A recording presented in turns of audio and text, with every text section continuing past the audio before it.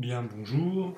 Ceci est un tuto vidéo concernant un chapitre de, on va dire, deuxième année à l'université, en licence ici de chimie, concernant l'application de la théorie des groupes aux molécules. Et on va ici essayer de trouver le groupe ponctuel de symétrie de deux molécules en appliquant une procédure systématique qui est représentée ici à votre droite sur ce schéma.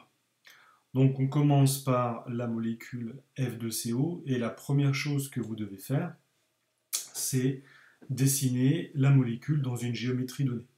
Donc ici pour cette molécule, on va par exemple écrire le carbone au centre, lié à l'oxygène, le tout dans un plan lié à deux atomes de fluor.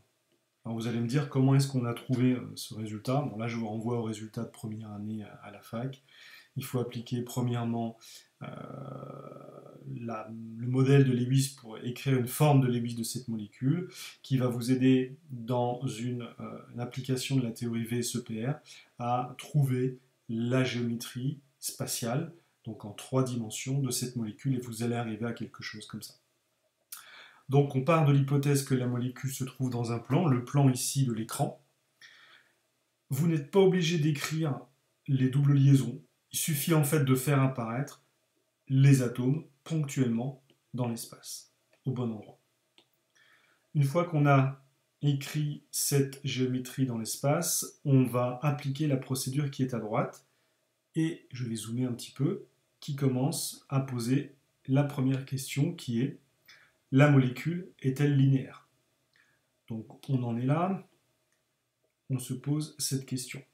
Je vous rappelle qu'une molécule linéaire, on va évacuer rapidement cette question, puisqu'une molécule linéaire, c'est simplement une molécule dans laquelle tous les atomes sont alignés, ce qui n'est pas le cas du tout. Donc on va répondre à la question linéaire. Non. Deuxième question, je reviens sur la procédure systématique. Donc on est dans cette branche-là pour l'instant.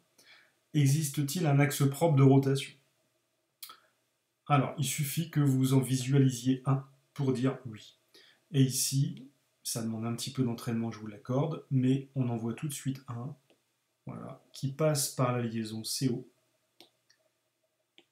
qui vous autorise à tourner la molécule autour de cet axe ici, et qui va, ce faisant, permuter ce fluor avec celui-ci au cours de la rotation. Donc oui, il y a un axe propre de symétrie. Donc on répond à la question axe propre, oui.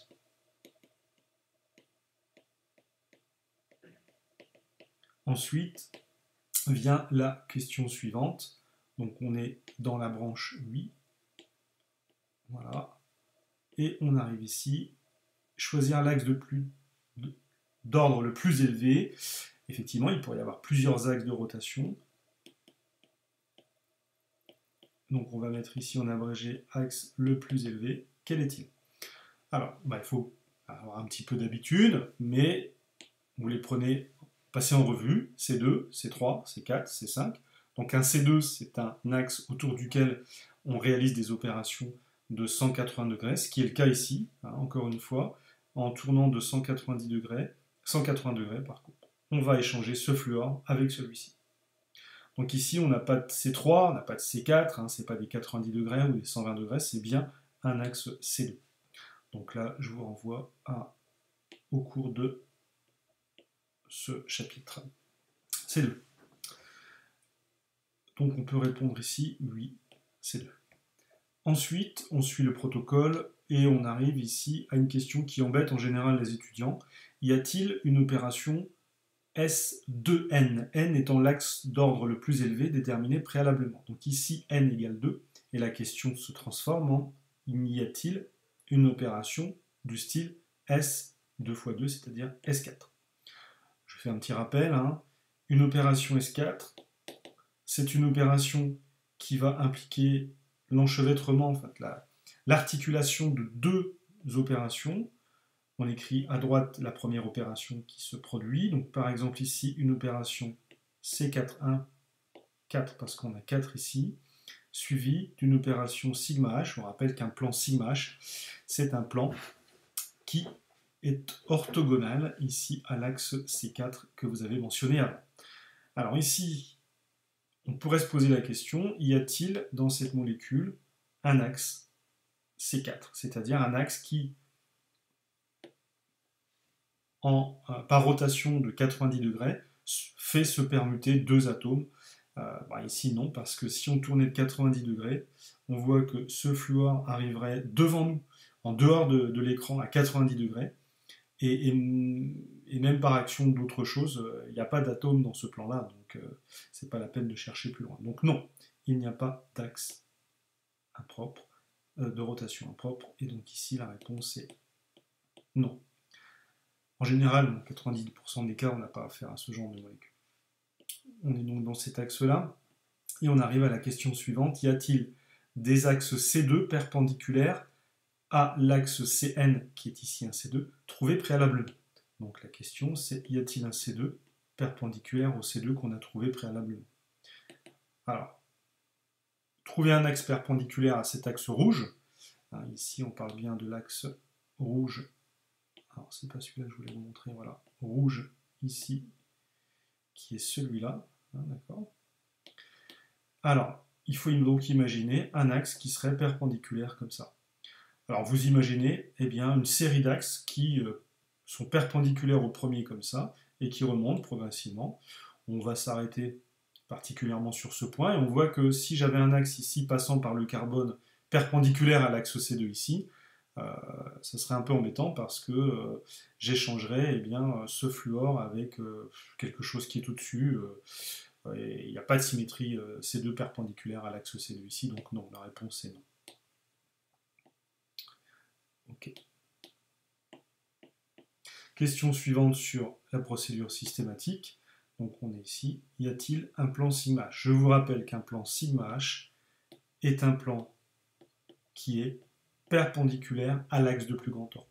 On cherche donc un plan qui serait comme ça, perpendiculaire à la feuille, en dehors de la feuille, et qui vient couper l'axe de plus grand ordre ici, C2.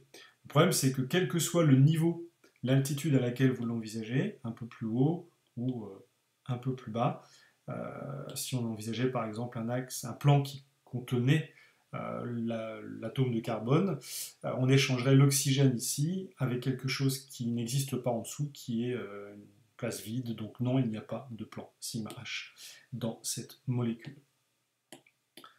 Et on poursuit la procédure systématique, on arrive à cette question, y a-t-il un des plans sigma V? Je rappelle pour la forme qu'un plan sigma V, c'est un plan qui cette fois-ci contient l'axe de plus grand angle. Alors là, il y en a deux. On a tout d'abord un plan qui est bisecteur des deux fluors, qui va les échanger, qui contient la liaison CO.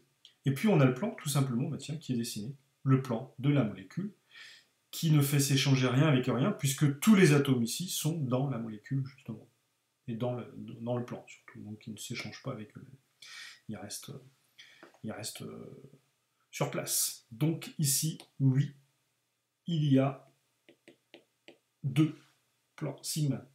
Et on voit qu'on aboutit à la dernière case de cette procédure qui me dit qu'on a affaire à un groupe CNV, n étant égal à 2 ici.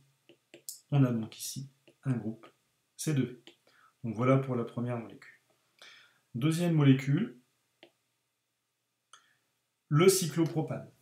Donc première chose à faire, je vous l'ai dit tout à l'heure, c'est donner une représentation spatiale de cette molécule. Donc on va se donner un plan, ça c'est une habitude de travail, un plan de travail horizontal, parce que le cyclopropane finalement peut s'écrire dans un plan qui serait perpendiculaire à cette feuille, quelque part. Je vais essayer de dessiner avec des jeux de perspective ici un cyclopropane, donc avec 3 atomes de carbone, c'est pas terrible. 1, 2, 3, voilà. Au-dessus du plan, on a donc sur les 6 hydrogènes, on a des hydrogènes. 3 d'entre eux sont au-dessus et 3 d'entre eux sont en dessous du plan formé par les 3 atomes de carbone.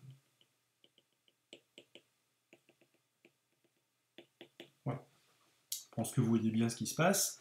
Alors, ici,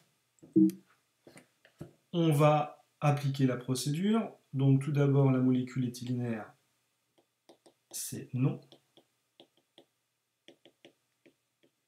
Ensuite, on arrive à la question suivante. Y a-t-il un axe propre? Donc là, si vous réfléchissez un petit peu, il suffit d'en repérer un.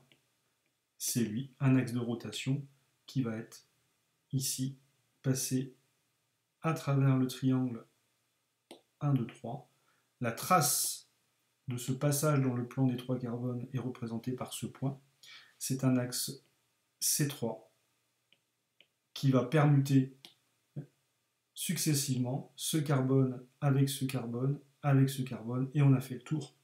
Pendant ce temps-là, vous pouvez vérifier, les hydrogènes du haut s'échangent les uns avec les autres, et pareil avec les hydrogènes du bas. Donc on a un axe C3, donc on a un axe de plus grand ordre. Ensuite, on poursuit, donc on arrive à choisir l'axe de plus grand ordre, donc ici, l'axe le plus élevé, C3. Il n'y a pas de C4, il n'y a pas de C5, C6, hein, la symétrie ici dans un cyclopropane, 3 atomes de carbone, C3, il faut se laisser guider un peu par la chimie là. On arrive ensuite donc ici à la question qui en général a une réponse négative, mais il faut toujours vérifier bien évidemment. Y a-t-il un axe impropre, une rotation impropre, pardon, S2N, c'est-à-dire 2 x 3, S6. Donc je vous rappelle que pour qu'il y ait un S6, il faudrait qu'il y ait un C6 qui, suivi d'un sigma H, remette un atome sur une position d'un autre atome, ce qui n'est pas le cas ici. Regardez, si par exemple cet hydrogène je tourne d'un sixième de tour, je vais arriver non pas sur l'hydrogène suivant, mais au milieu. Et par un CH, un sigma H, il viendrait se retrouver en dessous, mais il n'y a rien en dessous. Hein. Donc là, non. Question suivante. Y a-t-il un C2 qui serait perpendiculaire, un ou plusieurs d'ailleurs, à ce C3 hein, puisqu'on est en train de répondre à cette question-là. Y a-t-il des C2 perpendiculaires à l'axe de plus grand ordre? Alors là, ça va être oui, il y en a 3. Hein, ils sont perpendiculaires à l'axe de plus grand ordre et ils passent au milieu d'une des liaisons CC et en passant par le sommet opposé. Donc ici, ça fait un premier axe. On va en avoir un deuxième qui passe par le deuxième carbone, qui passe aussi par le milieu, du côté opposé. Et puis on va avoir un troisième axe C2 qui passe à nouveau par le carbone ici et par le milieu du côté opposé. Ces 3 axes C2, bien sûr, se croisent au milieu du triangle. On va indiquer ici C2, C2, C2. Ils sont perpendiculaires à l'axe qui traverse ici le plan du triangle formé par les 3 carbones. Donc oui, il y a ici des axes C2. La question suivante m'amène à cette question. Sigma H existe-t-il? Alors je rappelle qu'un plan sigma H est un plan qui est perpendiculaire à l'axe de plus grand ordre. L'axe de plus grand ordre, c'est cet axe C3.